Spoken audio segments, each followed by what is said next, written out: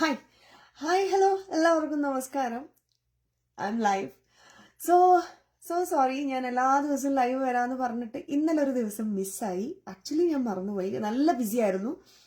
അപ്പോൾ അത് കാരണം തന്നെ മറന്നുപോയി. രാത്രി ആയപ്പോഴും അയ്യോ ഞാൻ ലൈവ് പോയില്ലല്ലോ എന്ന് ഓർമ്മ വന്നത്. രാത്രിയല്ല, ഇന്ന് രാവിലെ എണീറ്റപ്പോഴാണ് ഓർമ്മ വന്നത്. ഓക്കെ, ഞാൻ രാവിലെ കുട്ടിലൊക്കെ കൊണ്ടാക്കി ഞാൻ എൻ്റെ റൊട്ടീൻ ലെറ്റ്സ് ഗോ ലൈവ്, ഇന്ന് മറക്കരുത് എന്ന് വിചാരിച്ചിട്ട്. സോ ഇന്ന് ഞാൻ പറയാൻ വരുന്നത് എന്താന്ന് വെച്ച് കഴിഞ്ഞാൽ, നമ്മളെല്ലാവരും എന്തെങ്കിലും ഒരു ഡിസിഷൻ എടുക്കണമെങ്കിൽ നമുക്കൊരു വൈ വേണം അല്ലേ? You need a big Y. ഇപ്പം എന്ത് സാധനം ചെയ്യുകയാണെങ്കിലും, ഒരു കോഴ്സ് ചെയ്യുകയാണെങ്കിലും ഒരു വൈ വേണം. എന്തിനാണ് ഞാൻ ചെയ്യുന്നത്, എന്താണ് ഞാൻ ഇത് ചെയ്തത് കൊണ്ട് എനിക്ക് ഗുണം കിട്ടാൻ പോകുന്നത്, എങ്ങനെയാണ് എൻ്റെ ലൈഫ് ചേഞ്ച് ചെയ്യാൻ പോകുന്നത് എന്നൊക്കെ നമുക്കൊരു വൈ ഉണ്ടെങ്കിലായിരിക്കും നമ്മളത് ചെയ്യുക, റൈറ്റ്? അപ്പോൾ അതേപോലെയാണ് ഞാൻ ഈ ഒരു ബിസിനസ്സിൽ വന്നതും. എനിക്കൊരു വൈ ഉണ്ടായിരുന്നു, ഒരു സ്ട്രോങ് വൈ ഉണ്ടായിരുന്നു. ലൈക്ക് ഒരു പുതിയൊരു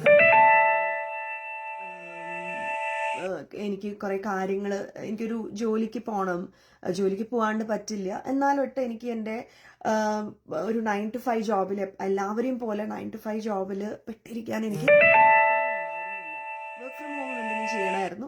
പക്ഷെ ഞാൻ ഓക്കെ ആയിരുന്നു എന്തും എക്സ്പ്ലോർ ചെയ്യാനായിട്ട്. I was ready to do that. പക്ഷെ ഈവൻ എൻ്റെ ഹസ്ബൻഡ് പോലും ഓക്കെ ആയിരുന്നില്ല ഞാനൊരു 9 to 5 ജോബ് ചെയ്യുന്നതിന്. കാരണം നമ്മൾ അത്രയും കാലം ഉണ്ടായിരുന്ന നല്ലൊരു ലൈഫ് കോവിഡ് വന്നപ്പോൾ, അതും ഞാൻ നല്ലതായിട്ട് തന്നെ വിചാരിക്കുന്നത്. കാരണം അത് കാരണമാണ് കാനഡ പോലത്തെ ഒരു കൺട്രിയിൽ വരാൻ പറ്റിയത്. കോവിഡ് കാരണം ഏട്ടൻ്റെ ജോലി ദുബായിലായിരുന്നപ്പോൾ പോയത് കൊണ്ടാണ് ഞങ്ങൾക്ക് ഇവിടെ വരാൻ പറ്റിയത്.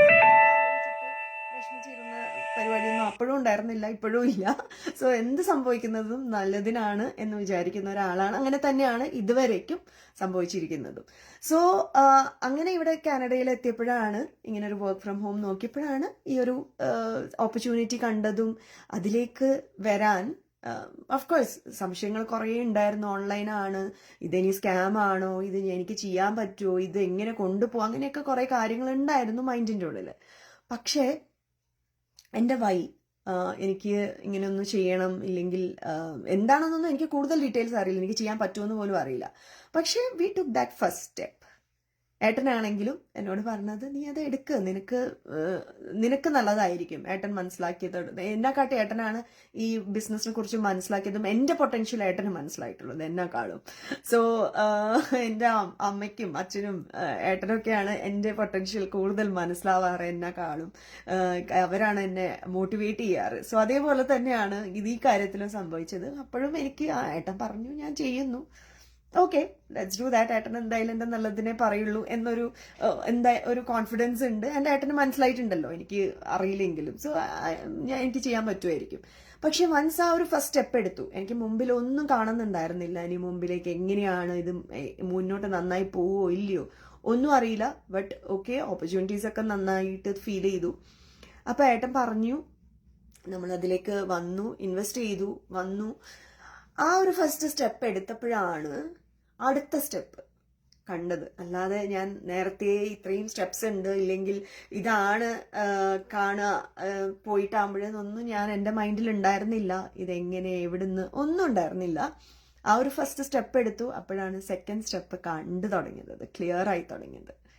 അങ്ങനെ സെക്കൻഡ് സ്റ്റെപ്പ് ചെയ്തുകൊണ്ടിരിക്കുമ്പോഴാണ് തേർഡ് സ്റ്റെപ്പ് അങ്ങനെ ക്ലിയർ ആയത്. അങ്ങനെ നമ്മൾ ഓരോ സ്റ്റെപ്പും, നിങ്ങൾ തന്നെ നിങ്ങളുടെ ലൈഫിലും കൂടെ ഒന്ന് ആലോചിച്ച് നോക്കിയാൽ മതി. എല്ലാം അങ്ങനെയല്ലേ, നമ്മൾ മുന്നോട്ട് പോകുമ്പോൾ ചിലപ്പം ഒന്നും ഐഡിയ ഉണ്ടാവില്ല. നമ്മൾ എടുത്തിട്ടുണ്ടാവും അതിൻ്റെ ഫസ്റ്റ് സ്റ്റെപ്പ്, അത് എടുത്തു കഴിഞ്ഞിട്ടായിരിക്കും നമ്മൾ അതിന് മുമ്പോട്ടുള്ള സ്റ്റെപ്സ് കാണുന്നുണ്ടാവുക അല്ലേ? അതൊക്കെ നല്ലതല്ലേ വന്നിട്ടുള്ളൂ. ഇത്രയും കാലം നമ്മളെ കൂടെ കൊണ്ടുപോയ ഒരു പവർ, അതെന്താ, യൂണിവേഴ്സ് അല്ലെങ്കിൽ ദൈവം എന്ത് വേണമെങ്കിലും വിളിക്കാം. ആ ഒരു പവർ, ആ ഒരു ശക്തി നമ്മൾ മുന്നോട്ട് കൊണ്ടുപോയിട്ടുണ്ടെങ്കിൽ അതേ ശക്തി നമ്മൾ വീണ്ടും കൊണ്ടുപോകും. പക്ഷെ ആ ഒരു സ്റ്റെപ്പ് എടുക്കേണ്ടത് നമ്മുടെ റെസ്പോൺസിബിലിറ്റിയാണ്, റൈറ്റ്? എന്നാൽ മാത്രമേ അടുത്ത സ്റ്റെപ്പ് കാണുള്ളൂ. സോ എൻ്റെ കാര്യത്തിലും അങ്ങനെ തന്നെയായിരുന്നു. ആ ഒരു സ്റ്റെപ്പ് എടുത്ത് ഞാനിതാ ഓരോ സ്റ്റെപ്പും എടുക്കുമ്പോൾ അടുത്തടുത്ത സ്റ്റെപ്പ് കണ്ടുകൊണ്ടിരിക്കുന്നു. സോ അങ്ങനെ ഇനിയും കുറേ ദൂരം പോകാനുണ്ട്, കുറേ ഗ്രോ ചെയ്യാനുണ്ട്, കുറേ ലേൺ ചെയ്യാനുണ്ട്. സോ നിങ്ങളുടെ ലൈഫിലും എന്തെങ്കിലും നിങ്ങൾക്ക് ഡിസൈഡ് ചെയ്യണമെങ്കിൽ തിങ്ക് അബൌട്ട് ഇറ്റ്. നല്ലതാണോ എന്ന് വിചാരിക്കും, നിങ്ങളെ പ്രോസ് ആൻഡ് കോൺസ് വിചാരിക്കും, കൂടുതൽ ഓവർ തിങ്ക് ചെയ്യാതെ നല്ലതാണെങ്കിൽ ചെയ്തു നോക്കൂ. എങ്ങനെയാണ് എന്താണ് അങ്ങനെ ആലോചിക്കാതെ ഒരു സ്റ്റെപ്പ് എടുത്തു കഴിഞ്ഞിട്ടാകുമ്പോഴായിരിക്കും നമ്മൾ അടുത്ത സ്റ്റെപ്പ് കാണുക. സോ ഇത്രേ എനിക്ക് പറയാനുള്ളൂ. ഇതെനിക്ക് പറയണമെന്ന് തോന്നി. എൻ്റെ ലൈഫിൽ നടക്കുന്ന കാര്യങ്ങളും ലൈഫിൽ നടന്ന കാര്യവും ഞാൻ പറഞ്ഞു എന്ന് മാത്രം. സോ ഡിസിഷൻ എടുക്കുമ്പം ആ ഒരു സ്ട്രോങ് വൈ ഉണ്ടാവട്ടെ, അതിലെ കൂടെ നിങ്ങൾക്ക് ഡിസിഷൻ എടുക്കാൻ പറ്റട്ടെ. ഓക്കെ, അപ്പോൾ ടേക്ക് കെയർ എല്ലാവർക്കും. Bye, have a great day. Okay, hi Nikhil. Hi. അപ്പോൾ നിഖിൽ കേട്ടു എന്ന് വിചാരിക്കുന്നു, കുറേ പേര് കേട്ടു എന്ന് വിചാരിക്കുന്നു. അപ്പോൾ അത്രയേ ഉള്ളൂ കേട്ടോ. അപ്പോൾ take that bold step. Take care. Bye. Have a great day.